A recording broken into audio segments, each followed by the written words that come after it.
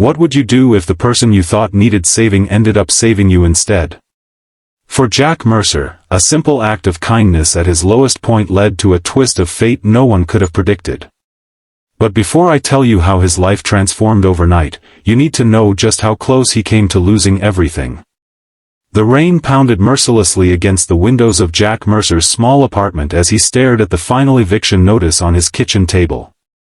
3 months behind on rent, 2 weeks until they'd be homeless, and exactly $43.27 in his checking account. At 42, this wasn't where he'd imagined his life would be, a struggling contractor with inconsistent work, raising his 10-year-old daughter Lily alone since his wife's death 3 years ago. Jack ran his fingers through his dark hair, the premature silver at his temples a testament to the stress of recent years. Despite everything, he maintained the athletic build from his younger days, though exhaustion had etched permanent lines around his eyes. His friends often told him his sharp wit was his best quality, the humor that helped him cope when life got unbearable. "Dad? Are we having breakfast?" Lily appeared in the doorway, her school backpack already on. Jack quickly folded the eviction notice and slipped it into his pocket.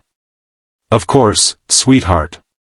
How about we treat ourselves and go to Maggie's diner?" It was financially irresponsible, but he couldn't bear to tell her they only had half a box of cereal left. Some mornings, he skipped eating altogether to make sure she had enough. The bell above Maggie's diner door jingled as they entered. The warmth inside was a welcome relief from the October chill. They slid into their usual booth by the window, where Jack could see his truck parked outside, the one asset he had left that wasn't at risk of repossession. "The usual, Jack?" Maggie herself approached, coffee pot in hand. "Just for Lily today," he said. "I'll have coffee." Maggie gave him a knowing look but didn't comment. As she walked away, Jack noticed a woman sitting alone in the corner booth. She wore layers of mismatched clothes, her long blonde hair tangled but still somehow catching the light beautifully. Despite her disheveled appearance, there was something striking about her, a quiet dignity in how she sipped her water, making it last. "Dad, why is that lady wearing so many clothes?" Lily whispered. "I think she might not have a home right now," Jack explained quietly.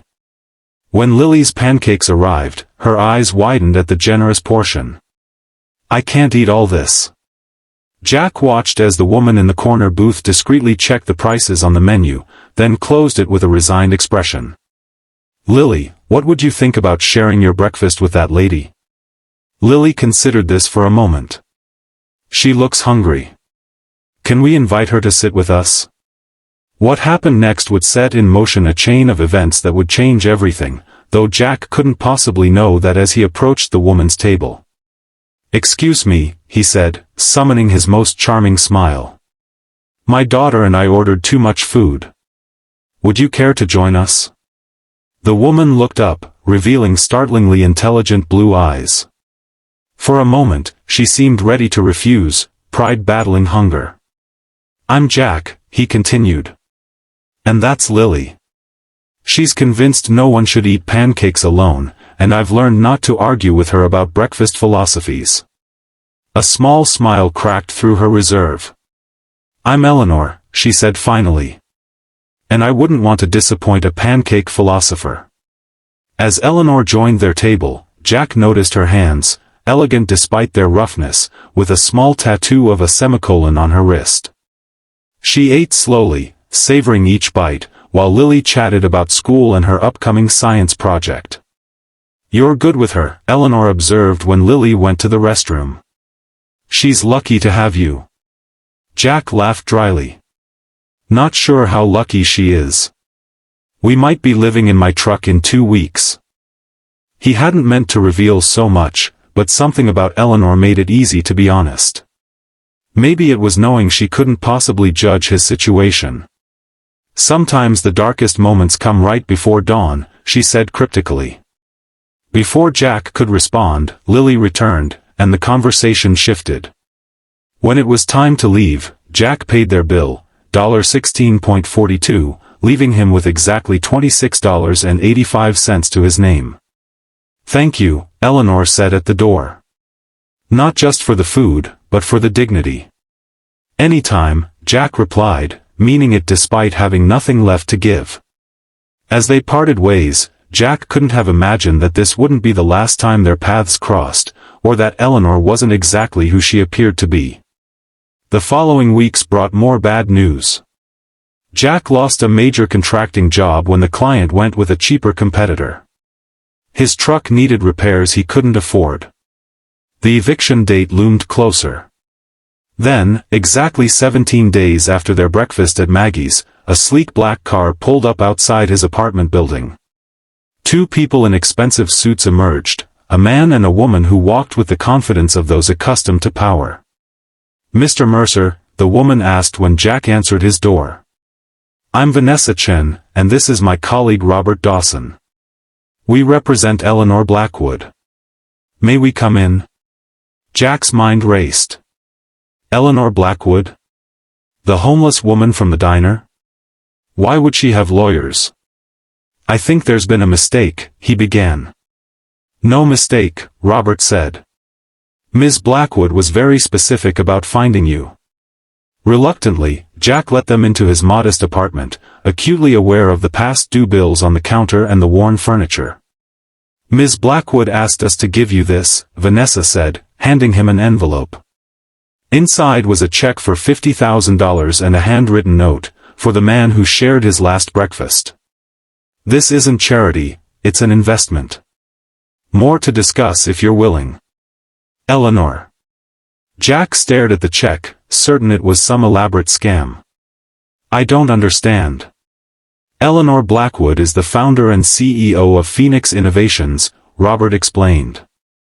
"She was conducting research for a new housing initiative, living on the streets for a month to understand the challenges firsthand." "She was undercover?"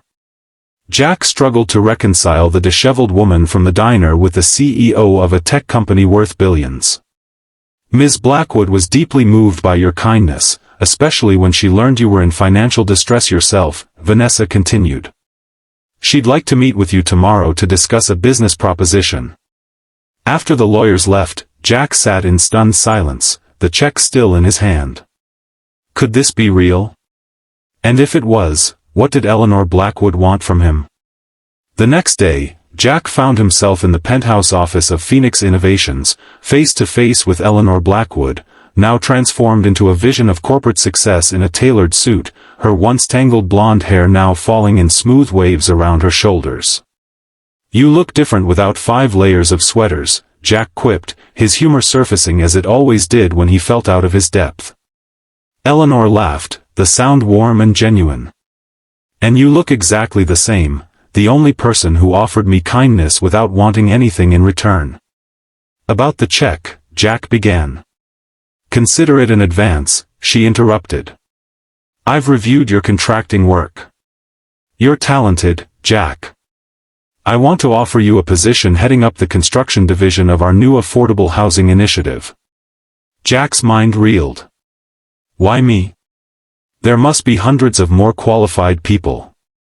Eleanor moved to the window, looking out over the city. "Because you understand what it means to be on the edge. And because you taught your daughter that even when you have almost nothing, you can still share with others." She turned back to him. "That's exactly the philosophy I want driving this project." "I don't know what to say," Jack admitted. "Say yes," Eleanor replied, her blue eyes intense. "I need someone who sees people, not just problems to solve." Over the following months, Jack's life transformed. The job came with a substantial salary and flexible hours that allowed him to be there for Lily. They moved into a comfortable apartment in a good school district. For the first time in years, Jack could breathe without the weight of financial anxiety crushing his chest. Working closely with Eleanor, Jack discovered she was as brilliant as she was compassionate. Their professional relationship evolved as they navigated the challenges of launching the housing initiative. Her corporate polish contrasted with his straightforward approach, creating a dynamic that somehow worked perfectly. "You know, Most CEOs don't argue with their construction managers quite so passionately, Jack teased one evening as they reviewed plans in her office, takeout containers scattered between blueprints. Most construction managers don't tell billionaire CEOs their ideas are completely impractical in the real world, she countered, mimicking his earlier criticism. That's because most construction managers are afraid of losing their jobs, he replied. Eleanor's expression softened. And you're not? I was afraid when I had nothing, Jack said honestly. Now I have enough. That's freedom. Something shifted between them in that moment, a recognition of mutual respect that had grown into something more complex. As the months passed, their relationship deepened. Eleanor became a part of Jack and Lily's life, joining them for movie nights and helping with science projects. Jack found himself looking forward to their debates, to making her laugh, to the quiet moments when they'd sit in comfortable silence. 1 year after their chance meeting at Maggie's diner, they returned to celebrate. The same booth, the same pancakes, but everything else had changed.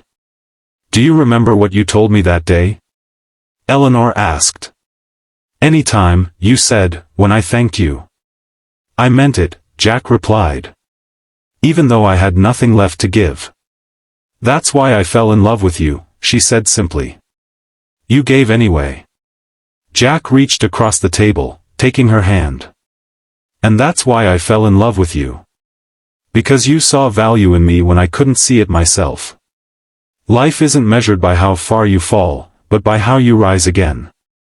Jack Mercer shared his last breakfast with a stranger and found not just financial security, but a partner who challenged and completed him. Eleanor Blackwood went looking for insight into homelessness and found a man whose generosity in his darkest moment illuminated the path forward.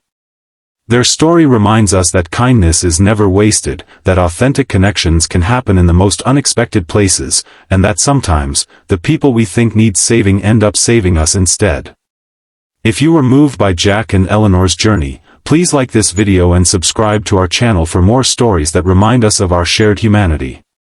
We'd love to know where you're watching from. Leave a comment below telling us what country you call home.